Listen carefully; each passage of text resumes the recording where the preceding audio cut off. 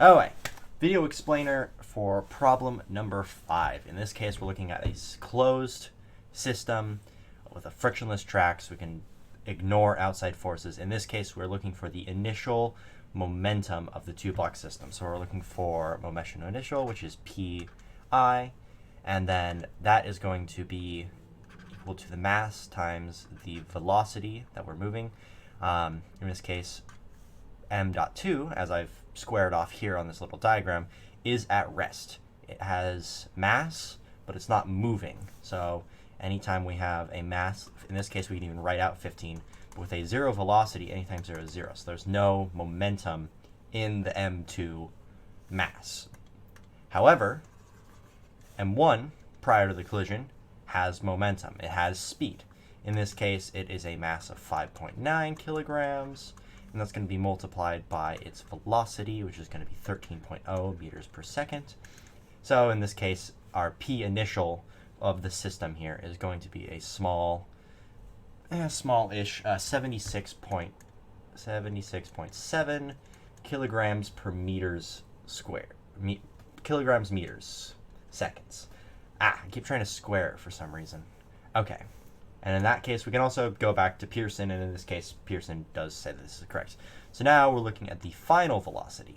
So in this case, the blocks are inelastic, so they're going to stick together, meaning that our P final is going to be equal to M1 and M2 combined, multiplied, hold up, the magnitude of the final velocity. Okay, we are looking for V2. So these added together, sorry, not multiplied, these added together times a V2 is going to get us our 76.7 kilograms per meters seconds. Since it's a closed system, no momentum is added in, meaning if we're solving for V2, we can rearrange this, and we're going to have that value, so the 76.7, I'm just going to put kgms, divided by Microsoft's, divided by our combined masses. And in this case, that is going to be 15 for the M2 and 5.9 for the larger ones. So that's 76.7, 15, that's 20.9. So when we run that through our little handy calculator here, we're going to have the final velocity of the two-block system and an inelastic collision.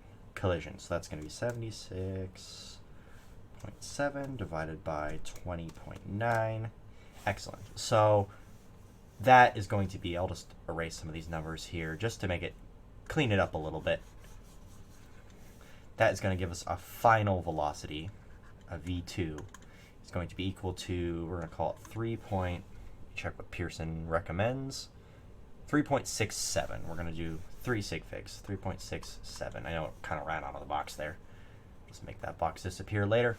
And in this case, that's our final velocity. So our final thing is we want to calculate the change in kinetic energy due to the collision. So in this case, our kinetic energy formula, as we have from previous units, I'm going to move my little slide down here. We're looking for a K final minus K initial to get the delta K. Kinetic energy is, in this case, 1/2 the mass velocity squared. That's where I keep getting the squared. Okay. Ke.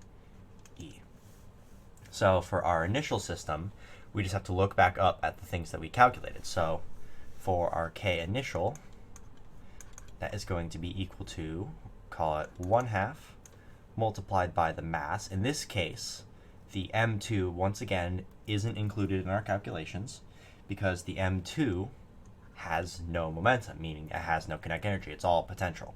So we're going to have 5.9 as the mass, and then we're going to multiply that by the velocity squared, which in this case is 13 meters per second. I'm leaving out the units, but I'm going to say them out loud. It just saves me time writing here. So that's going to be 13 squared. So when we run that through our calculator here, that's going to pump us out at initial, and kinetic energy is in joules. It's going to be 498.55 joules for our initial system. So now we're going to find our K final, And in this case, we're going to add in, looking at our second one here, which of course I erased, but it's there. That's going to have our value of both masses combined, now that M2 has been added to the situation. So it's going to be 20.9, and our velocity has changed because we've added in extra mass. In this case, we're looking at 3.67, thanks to the Pearson rounding. It's going to be squared as well. So that puts us out at 140.75 joules.